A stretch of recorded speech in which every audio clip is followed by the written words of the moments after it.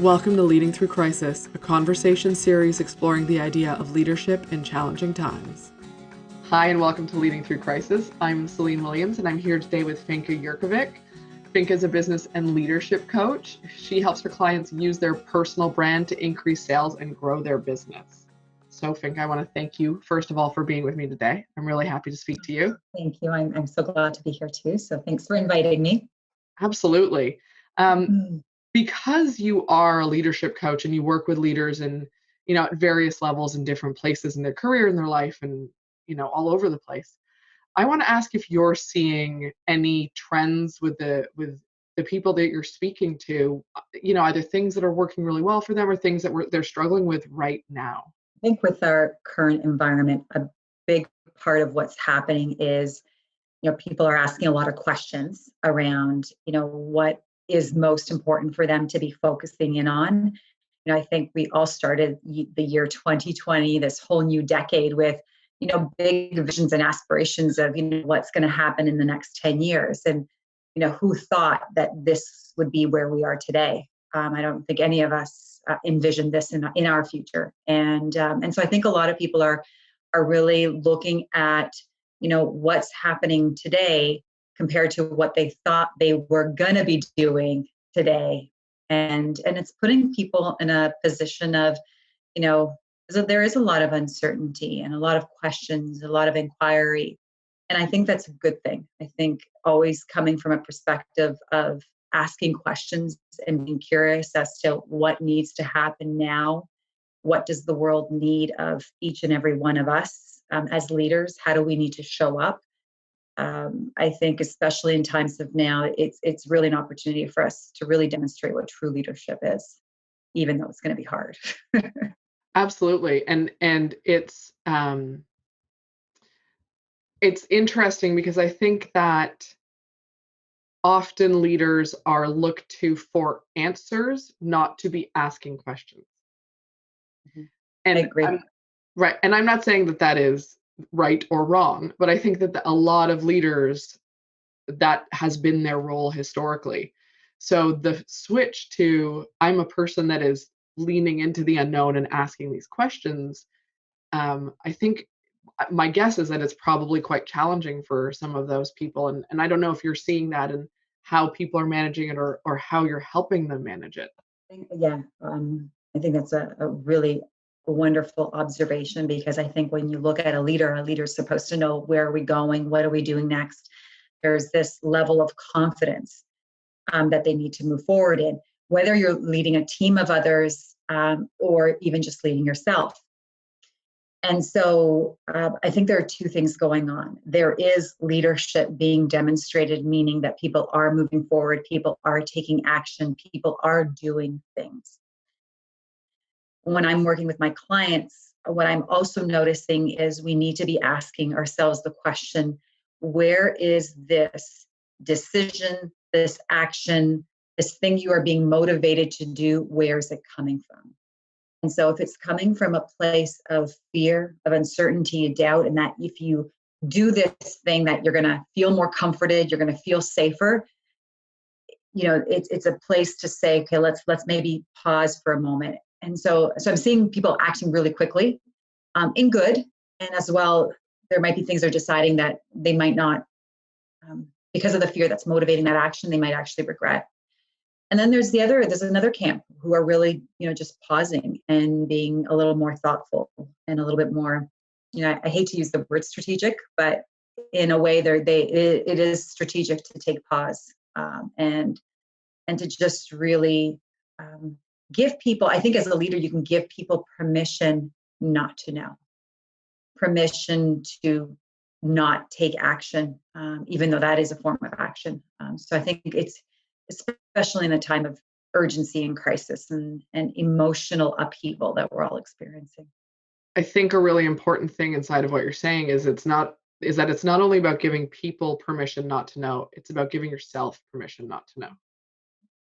And by giving yourself permission not to know and coming from that place, you also give others the permission as well. But I think that internal dialogue has to shift to, it's okay that I don't know all the answers. It's okay that I am uncertain, because people will not feel like they can be uncertain if you are operating in the same way as sort of regular business times or regular times in the world, where certainty is a myth. I recognize that, but where it feels more certain. Think about even this morning, my daughter, and I think this is again another, as parents, those of us who are where you can demonstrate leadership. She came up to me and like she's just not having a good day. She's 12, and we are, she's been at home already for 4 weeks because her March break started early, and she just got off a Zoom call with her classmates, and she was sad, and I'm like, what's going on? And she's like, this is hard. And I think just giving ourselves permission to let it be hard. And I'm like, I know it's hard. And like, she wanted answers, like, when is this going to be end? When can I go back to school? And all I told her was, I don't know any of those answers. And all I do know is it's probably going to still be a little harder. Like, this is not, it might actually get harder than this. But what we have is each other as we go through this. And I think that's what we can, that's the certainty, the love, the connection, the supports we have around us. That's what we can, like, I'm just getting goosebumps just thinking about it. Like, that's the guarantee. That's the safety net. And so that's the only thing I can assure her of. And so when I think of leaders of organizations or leaders of teams, like, you don't know, you may not know, you might, and I think it's a good thing to let your people know that you have no idea and that you're afraid. Mm-hmm. It's in the declaration of that fear that you actually, one, demonstrate your leadership, but also your strength. Mm. And then in that, what is certain, that the team is still together, that they are still there to serve a client, or a certain purpose, or build a, particular, something, that whatever project that they're building, but there's still that there, whatever it is, that there's certain things that you're certain of. And so, yeah. So what I love the story of your daughter, by the way, and what I find really interesting and super applicable to leaders in other situations is, I think, and this is my perspective, I by no means is this, solid gold or anything. This is not the be all end all of the world. But Yeah. I think generally in a family dynamic and an intimate setting, whether with friends, for example, that we are better at acknowledging the feelings and the fear and talking about it. Again, not perfect, not across, but generally speaking, that is a safer place to have that sort of conversation. And historically, we have had all this language around, you don't bring emotion into business. Business is completely rational, logical. There's no feelings there. That's not a thing that we talk about. You can't show emotion. It's weak. All of that sort of crap has historically, it's built the foundation of how most businesses operate today, unless they are actively changing the culture to not be that way. Quite frankly, unless that is an active consideration, the default setting is more in that area. And so, and I say that because I actually read this morning, there's a Brene Brown quote. I'm going to butcher it, but it is basically that if you, this is not the quote, but the essence of it is, that if you are not dealing with the emotions in a workplace, if you're not dealing with those fears and positive or negative emotions, then in the end you'll be dealing with problems. And I say that because I think that skill set that you demonstrated, you spoke about with your daughter, is very applicable and transmittable to any kind of workplace, whether you're leading a company or a team or a small business with contractors, whatever it is, where acknowledging and dealing with what people are feeling right now has to be part of what we're doing, or we will be dealing with problems in 6 months or 3 months or whatever the case may be. So there's a couple of things. I think when we're in business, the emotion, so there's two types of emotions. There's like being emotional, and then there's like being emotionally connected. And so when we're in business, we like, ROI, so your return on investments. We like digits. We like to, even the term monetizing, like you're taking something that might be soft, something that might not yet you're always trying to come to a logical, linear, data, fact-based outcome because it's easy to measure.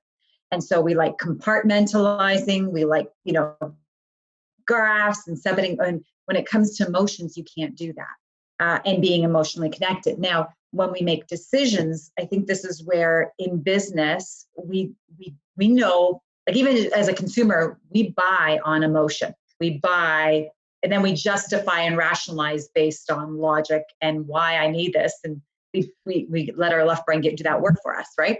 So, but in business, it's like we've taken the fact that we can't make emotional decisions because they're business decisions, because we need the logic. And we've now also said, okay, let's get all of emotion outside of business. But it's like you still need emotional connection. Like we still need to connect. We still need to wear our hearts on our sleeves. We can also wear our heart on our sleeve and make a really judicious decision based on logic and emotion, right? And so I think it's like the pendulum, right? It's like we swung it way too far on the logic side and away from the emotion side. And so it's kind of like always in that middle way, a little bit of emotion with some logic, or with logic, a little bit of emotion. And to be able to make those balanced decisions is super, super important. So I think leaders, like we all have an opportunity to demonstrate emotional connection. But right now, it's being thoughtful about how we're making our decisions and to ensure that we're not making emotional decisions. And so when I say that is ensuring that our decisions are not all fear-based. So really asking ourselves, like, am I choosing to do this because it's coming from a place of fear, or is it really coming from a place of love and connection? And that's the deciding factor. A couple of things very quickly.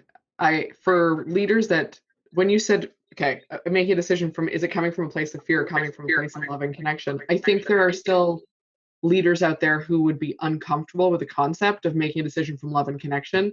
And I would offer, what I heard immediately was, if that makes you uncomfortable, then think of it, is it coming from fear or coming from service?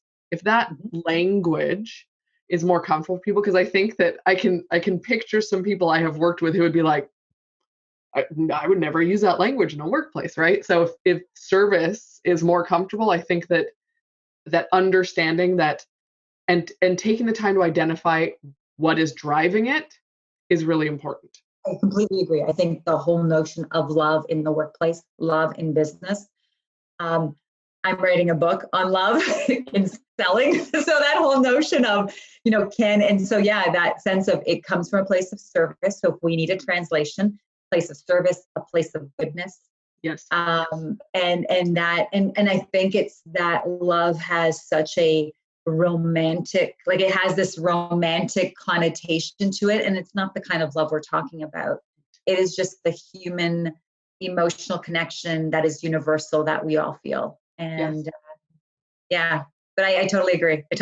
I know I've worked and lived most of my career in very traditional financial services environment. So to even fathom using the word love, or emotion, like even bringing emotion and talking about, like when I'm coaching people around their emotions, it's like, you don't bring that to the workplace. You leave that behind. But I'm seeing this as an opportunity. I am seeing change. I am seeing the workplace and business having both types of these leaders, the traditional mindset and this more evolutionary mindset of leadership of what we need more of. So I'm seeing them both in the environment. And so I think they both bring value. So I'm going to say they both are valued and valuable, but we need to recognize that both can coexist in this type of environment, and that the traditional is not the only way we can make change. I think that's a great observation. I actually really like that observation. I agree with you. I see a mix of both, and there is a way to coexist, and there's a way that they balance each other as well. So it's not actually a bad thing to have, it's diversity, right? Like it kind of comes down to diversity is how I think of it. Is if you have all of one or all of the other, it's never going to be ideal, because then you kind of get that group think happening. This is the only way. Whereas when you have some of that mix, that diversity means you're getting better, you're coming up with better solutions, better ideas, better ways of dealing with things that is going to include more of the people around them and consider more of the people around them because it is some form of diversity. It's not just Yeah, one way of thinking. yeah, I agree. I agree. Um, so, and you may not have an answer to this question, it just popped into my head. If in the work that you've done and the coaching that you've done and all the work that you've done with different leaders and in the corporate settings especially, have you found any have you seen anything work to help people get more comfortable, help leaders get more comfortable with this concept of emotions in the workplace? And also because I think there's some connection there, this idea of slowing down. Because I feel like the leaders that tend to be more comfortable with emotions, this is not everyone. I can think of one person in particular I've worked with who is not on this scale of very comfortable with emotions, move so fast. But I think often the people who will take the time to get comfortable with the emotions are more comfortable slowing down. It's easier. That's my perception, not necessarily real. But how have you found has worked, or what perspective would you offer to help people shift or become aware of it in some way? I think like the best way to become aware of it is when we are in a place. It is just, it is the self awareness. Really learning more about you and how you respond and seeing what is driving your actions or your behaviors. So I think there's a lot of, as a leader, it's um, asking, again, I'll go back to asking better questions. If you're finding yourself I'm trying to even just think of a situation. Just give me a second. I want to just see if I can think of a situation that I can actually use this as an example with. Just thinking in my coaching with my leaders. Um, so your question was really around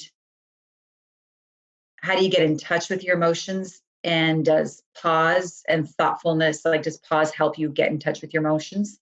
Yes, and and if that's not the thing, by the way, I'm not married to it being, if that being the solution, but like, how could you recommend, or what have you seen work for people to get more in touch with it, to become more comfortable with their emotions, other people's emotions, that whole piece?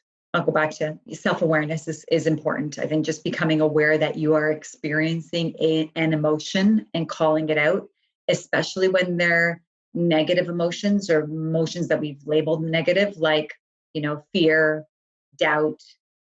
At times, like I think of leaders that are really confident, they might actually be experiencing some doubt and fear, and then they mask it with even more confidence. And so they show up with an even more assertive approach because underneath it is doubt or lack of confidence. Mm. And so I think really being aware of what might be happening below the waterline, you're going to notice it. So if you're not self-aware, if you're starting to see that people aren't listening or people not following you, or your relationships are being affected, and maybe people only do things because you tell them, not because they just show up taking initiative and wanting to, it could be a sign that there might be something, what you're doing is contributing to the fact that people aren't following, or you're not being the most effective leader that you can be. And I'm going to say, acknowledging and calling them out. I think it's tough to experience challenging feelings, things we don't like. I think right now what's going to happen is, so I'll just use self-isolation as an Please. example. So my concern is that we have not, as a society, learned how to be with ourselves. And what I mean by that is whenever we're alone, we're very quick to pick up our phones, Mhm. to get absorbed in Instagram or Facebook or on our email. Maybe you pick up Netflix because you're bored and you start, 3 hours finding the right TV show or movie, or we go shopping online. grab a glass of wine. Like, we just don't know how to be with ourselves. So my concern is that over time, those things are going to get boring. Like, we won't be able to even be with the social media. It's not going to do enough because we're inside our homes and we're going to have to be with ourselves. That's that emotion we have to be able to be with. The uncomfortableness of being bored, the discomfort of saying, I feel empty, the uneasiness of feeling like, is this what my life is all about? Is this what I created? And actually facing that reality. How we go through that will inform how our future will be. And I think that's the biggest thing right now. Like, I see this crisis as a big thing, but I think it's the effect of isolation and learning how to, like, my concern is many people, we're going to connect to ourselves and say, wow, I'm alone, or I feel alone. And I've been using all this stuff to hide something and mask something that I didn't want to face. And now we have to face it. I know growing up, I wasn't taught these things because they didn't know these things. I'm still learning, and I'm still going to continue to learn. This experience is going to give me another way of learning how to be with myself, how to face the loneliness, how to face the parts of myself that I might not love, face the parts of myself that I don't think are enough, that I try to, get things or be things or do things to make up for it. I think that is what self-isolation is going to get us to look inside for. And my hope is that I and anyone else who's going through this experience, as we go through this, that we see that we're not really alone, and that we're not lonely, that we are loved, that we are whole, that we are complete. And all these things have just been distracting us from what was already there. Right now, we are all, most, I recognize maybe not every part of the world is in isolation or some form of quarantine, but I'm going to say all, meaning most. We are all in some form of isolation. To your point, we are on our own, and in that, for a lot of people, very uncomfortable space of being on our own or suddenly being with our family all the time, which can make that worse sometimes, not always better. And at the same time, there's this narrative and I've seen it come up and I've heard it come up in so many conversations, that we are also globally all in this together. And that is a really interesting sort of dichotomy. That might not be the exact word, but that we're experiencing right now, that I don't know how else we could have come to that space where we are both having a very individual experience as well as a very connected experience. Beautiful example of the law of opposites, that, you've got this one extreme of self-isolation and then this global experience of togetherness. And it is. And so, when I think of it's just a beautiful example of how both exist. And that is the world we live in. And so I think it gives me hope, because when I think of the hardships and the challenges that many are going through, that equally there is also the goodness and the ease that people are experiencing. Like, both are coexisting at the same time. And so I think it gives us permission to remember, if we get too far down in the hole of, this is so crappy, this is so hard, I can't believe this is happening, to, oh my God, there's so much goodness, there's so much gratefulness, there's so much blessings. And it's like, when sometimes you get that line of like, oh, but it's a challenge or it's an opportunity. I know it is, like, I'm so tired of hearing it, but it is so true. Like, they both exist. We can look at it as, this is hard and this is uphill, and this, I'm swimming against the waves, or what is it? Current. The current. Right. What is that? Yeah, I got it. Or it's the perfect opportunity to create more connection, more togetherness, more kindness, and more empathy. So I think it's a yes and all the time. Always. Always. Yeah, we were talking about this before we hit record, is that idea of like living in the gray, that it's almost never, I mean, I don't think ever, and I'm sure someone would be like, well, there's this one example where it's either or. But I think that 99% of the time it is both and. It is not one or the other. It really is. And everyone is having a different experience inside that scale. And one day might be one experience and one day might be another experience. And both of those things, all of those things, anywhere on that scale is okay. And I think, one of the things that I hear inside of what you're talking about is that when we as leaders are comfortable and are able to identify where we're at today, moment by moment, even what that looks like for us, it becomes much easier to be comfortable with the whole scale, good or bad, take the judgment out of it. It just is. Being angry about it is not bad. It just is. It's okay. All of the feelings, all the emotions are okay. And then that by proxy helps you become comfortable with other people on your team, in your family, whatever the situation is, where they are, because they're just in a different place on that scale. I agree. I think that as each of us individually and as leaders become more comfortable with the uncomfortableness that we're experiencing, and we allow ourselves to process that and be with it, even for a little bit before we pick up that phone, just a little bit, you create resonance, because when your kid's going through it, or your employee or your colleague or your direct report's going through it, you're like, I totally get that because I just did that this morning. You understand it. So then there is less judgment, there is more acceptance, there is less fear, and there's more kindness. And so I think when I look at, as a leader, the best teacher and the best student is you.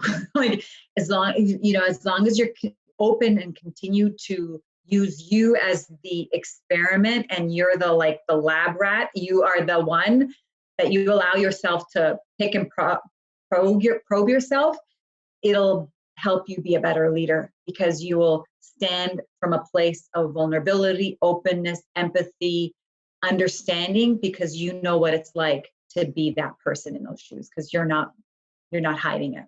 Right. And you're acknowledging all aspects. You're being a whole human. All of these things coexist. And I have to say, this popped into my head while you were speaking. This kind of makes me hope that at the end of all of this, we stop defaulting the defense mechanisms of, how are you? I'm fine. I'm fine. Because all of that is not acknowledging what's really going on, and it's a defense.